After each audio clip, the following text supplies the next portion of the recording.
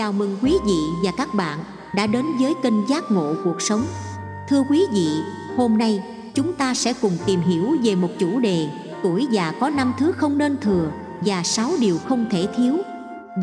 Khi tuổi tác qua đi, chúng ta sẽ nhìn nhận cuộc sống một cách sáng suốt hơn. Đó là lý do tại sao ta cần phải xem xét những thứ không còn mang lại giá trị thực sự. Đồng thời cũng nên bỏ qua những điều không thể thiếu để sống một cuộc sống giàu ý nghĩa và hạnh phúc. Mời quý vị cùng lắng nghe 5 thứ không nên thừa và 6 điều không thể thiếu đối với tuổi già. Đầu tiên, chúng ta hãy nói về cái 5 không thừa. Thứ nhất, không thừa lòng tham. Có người vì lòng tham mà không còn lương tâm lương tri, ăn của hối lộ, ăn xén, ăn bớt của cải mồ hôi công sức của người khác. Có người vì lòng tham mà cờ bạc cá độ để mong được giàu sang, có được tài sản. Cuối cùng giàu sang không thấy mà lại cho một kết quả bi thảm, đó là tán gia bại sản, của cải không còn, nhà cửa bị tịch thu. Có người vì lòng tham mà mua vé số, đánh số đề, cầu mong trúng số độc đắc để có được nhiều tiền, giàu có. Kết quả rồi cũng càng trắng tay, tan nhà nát cửa, nợ lần chồng chất. Có người vì lòng tham, mới đầu thì có chiếc xe đạp, khi có được chiếc xe đạp rồi thì lại mong muốn có chiếc xe máy. Khi có chiếc xe máy thì lại mong muốn có được chiếc ô tô. Cho nên lòng tham không có giới hạn là như vậy. Đây chính là thực tại trong xã hội này. Ai cũng có thể dễ dàng trở thành nô lệ của đồng tiền, nô lệ của cuộc sống. Vì lòng tham mà ra, nếu con người cứ chạy theo lòng ham muốn này để phục vụ cho đời sống thì sẽ phải chịu những hậu quả khổ đau mãi mà thôi. Đừng biến thành con thiêu thân, lao mình vào ánh đèn mà không thể nào biết rằng chính cái thứ ánh sáng ấy sẽ giết chết chính mình. Thứ hai, không thừa sự cứng nhắc. Với những người có tư tưởng bảo thủ cứng nhắc thì phương châm sống là thà chết chứ không chịu nhượng bộ. Nếu họ có lỡ lời, làm người khác bị tổn thương. Nếu họ có hơi nặng lời, làm người khác khó chịu, thậm chí luôn tìm cách lấn át người khác, thì cũng chẳng thành vấn đề, miễn là họ giành được phần thắng. Họ cứ cố gắng chứng minh là mình đúng, mà không nhận ra rằng giữa việc chứng minh mình đúng với việc sống hạnh phúc, cái nào quan trọng hơn. Thật chẳng khôn ngoan chút nào khi cứ cố gắng chứng minh cho người khác thấy rằng mình luôn đúng. Khi làm như vậy, bản thân bạn sẽ được gì?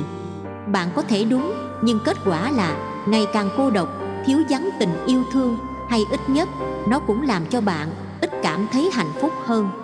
Thứ ba, không thừa sự thờ ơ. Nhịp sống hối hả rồi lo toan cơm áo gạo tiền, lối sống quá nặng tính cá nhân khiến con người ngày càng ít để tâm đến người khác.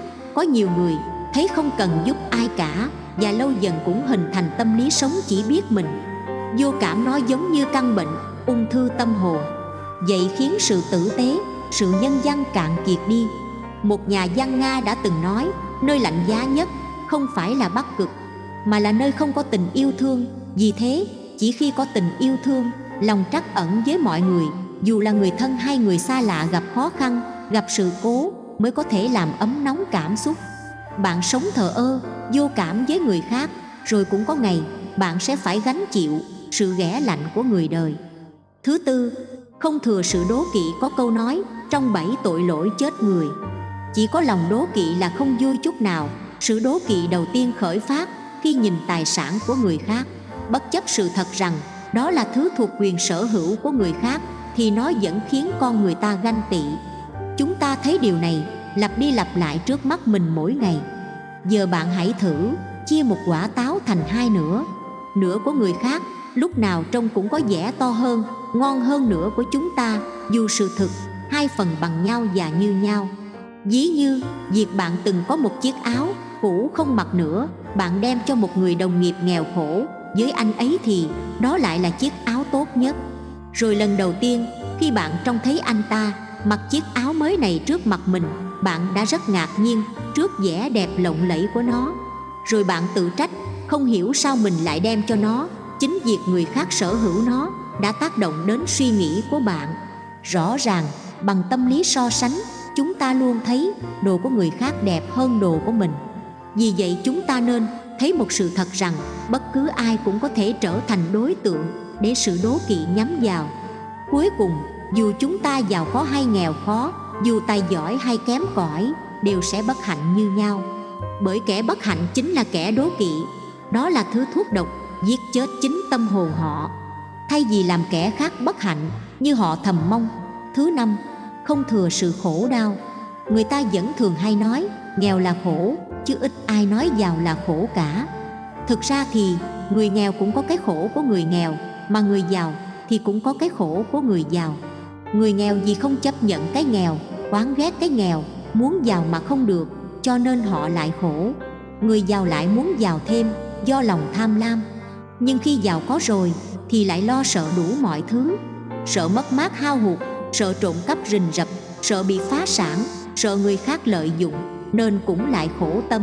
Nỗi khổ niềm đau cũng dễ bị khuếch đại, làm gia tăng thêm do sự tưởng tượng quá mức của con người. Như một người bệnh không đến nỗi nào, nhưng chính vì sợ chết nên ngày đêm lo sợ, khiến cho người đó ăn không ngon, ngủ không yên, tinh thần mệt mỏi, bệnh tật càng trở nên trầm trọng hơn. Tất cả đều do sự tưởng tượng của con người mà ra. Chúng ta hãy tiếc nuối, tưởng nhớ về quá khứ. Chúng ta hay mong cầu, mơ tưởng đến tương lai, mà không biết bằng lòng với những gì ta có ở hiện tại. Vì quá khứ đã đi qua, tương lai thì chưa đến.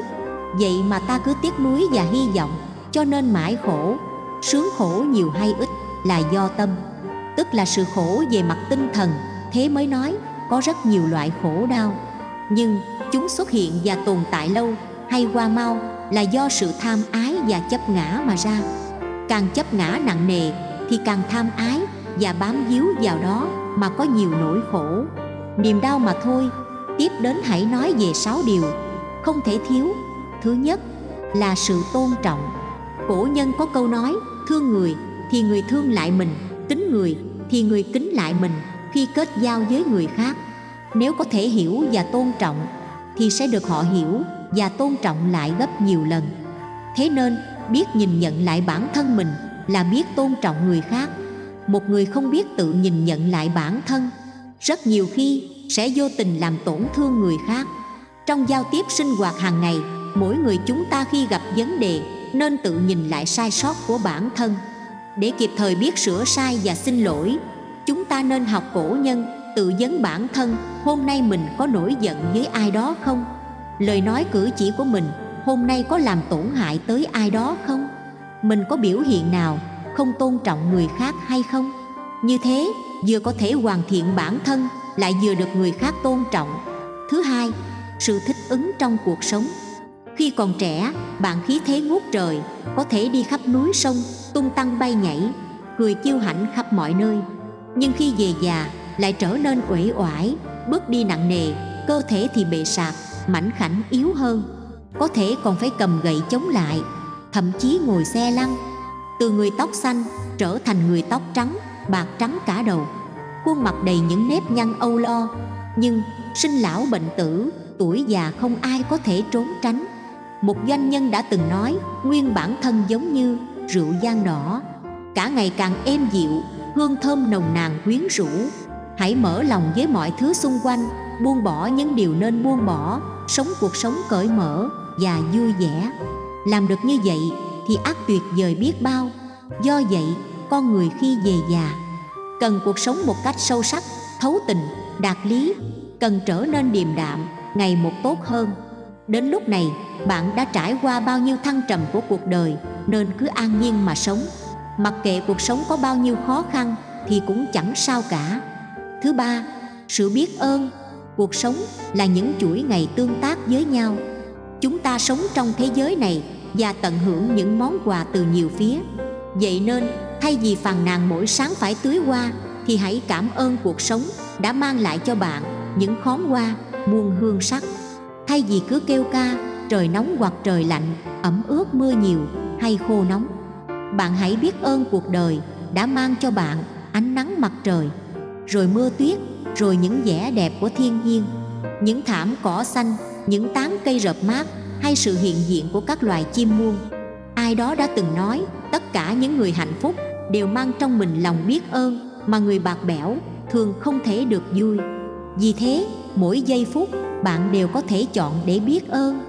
Cuộc sống này, từ những điều nhỏ nhặt nhất hay to lớn nhất, càng thừa nhận những giá trị tốt đẹp bạn càng cảm thấy thêm yêu cuộc sống này, và cuộc đời sẽ thêm phần yên bình, vui vẻ. Thứ tư, sự yêu bản thân.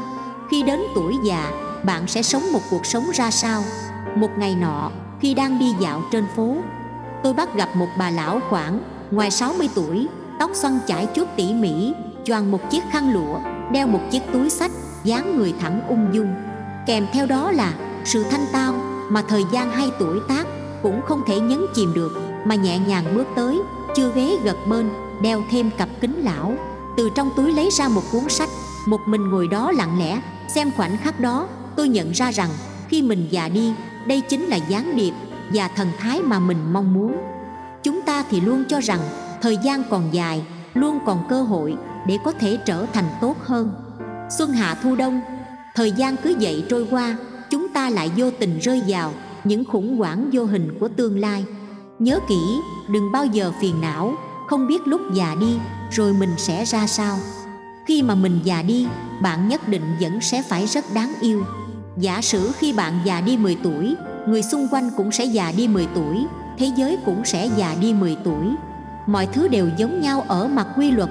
Đợi khi già đi, bạn hoàn toàn có thể ở một thôn nhỏ ít người, trong một ngôi nhà với một khu vườn xinh xắn, đầy hoa rau, không có internet, tự mình nấu cơm nuôi một chú chó nhỏ, mỗi ngày đạp xe, đi bộ tập thể dục, mà thậm chí cũng chẳng cần tới điện thoại di động, không làm phiền tới ai, cũng không hy vọng sẽ bị làm phiền. Một tách trà, một bữa cơm, một bữa cháo, một bữa rau xanh và một người ở bên, vậy là đủ. Thế mới nói hạnh phúc chính là an nhiên. Thứ năm, sự chấp nhận và tha thứ. Bạn có trước đây khi có chút khó khăn hay phiền phức, hay khi gánh chịu những lời đàm tiếu từ những người khác, sẽ vô cùng bực bội tức tối. Nhưng khi về già, những nỗi đau, những lo lắng bất an, tất cả đều sẽ phôi pha theo dòng chảy của thời gian, tướng do tâm sinh. Những người trông có vẻ trẻ như thanh niên, bất luận họ đã trải qua những gì, đối mặt với bao nhiêu thất bại, họ cũng sẽ bảo trì được sự thiện lương xuất phát từ trái tim. Mà những điều đó cũng chính là tiêu chuẩn để con người có thể sống một cuộc sống hạnh phúc ý nghĩa. Trên thế giới này, họ có thể thấu hiểu nỗi khổ của người khác, cũng biết cảm thông khi người khác gặp khó khăn. Họ sẽ không còn lo lắng và phàn nàn như khi còn trẻ. Họ sẽ dùng sự rộng lượng và mềm mỏng của mình để làm cho những ngày của họ được sống theo ý muốn. Họ sẽ dùng nụ cười đối mặt với khó khăn của chính mình, và dùng nụ cười để hòa đồng với người khác, không so đo, không ghen tị. Họ sẽ tự nhủ, vì đã cố gắng nhiều nhưng không thể hoàn thành được, họ có thể cũng như chọn là bất cứ điều gì họ muốn. Phật gia từng giảng, một niệm buông bỏ liền có thể an nhiên, tự tại. Thứ sáu, sự tươi trẻ trong tâm hồn. Hãy duy trì tâm trạng vui vẻ hòa ái, sở thích trồng hoa trồng cỏ, nghe nhạc vẽ tranh, làm đồ thủ công mỹ nghệ. Ngày tháng trôi qua, tâm hồn bạn sẽ như vườn cây đầy hoa cỏ, sự hồn nhiên tươi tắn sẽ luôn ở bên. Con người ta khi về già cũng cần phải học cách thích nghi với sự cô đơn, như vậy mới có thể sống tự tại. Khi còn trẻ, bạn luôn thích thú với những bữa tiệc ồn ào, sang trọng. Khi về già, lại muốn tận hưởng thời gian riêng tư của mình nhiều hơn, muốn có nhiều không gian tĩnh tại cho tâm hồn hơn. Rồi khi về già, đối với những người thông tuệ, họ sẽ biết rõ ràng rằng mình nên dừng việc sống giả tạo để lấy lòng người khác, học cách không ỷ lại vào người khác mà lại đánh mất chính mình. Mỗi người không thể cả đời sống phụ thuộc vào thiên hạ, cũng không nên vì để nhận được sự tán dương công nhận từ người khác mà đánh mất đi cái bản tính tiên thiên của chính mình. Sống thoải mái là chính mình mới là cách sống thông minh. Biết tận hưởng cuộc sống, cho dù đôi khi nó không hoàn hảo, đó cũng là một cách sống trí tuệ. Tâm hồn vui thảm đãng mới có thể không giàn vua theo năm tháng trôi qua. Tâm lý dửng dưng, lâu ngày sẽ không bị già. Cảm ơn các bạn đã dành thời gian để theo dõi video này. Hãy chia sẻ ý kiến và suy nghĩ của bạn về chủ đề này trong phần bình luận dưới đây. Hãy nhớ like và đăng ký kênh để không bỏ lỡ những video tiếp theo về chủ đề lời Phật dạy để phát triển bản thân. Hẹn gặp lại các bạn trong những video tiếp theo. Chúc mọi người có một ngày tràn đầy vui vẻ và hạnh phúc.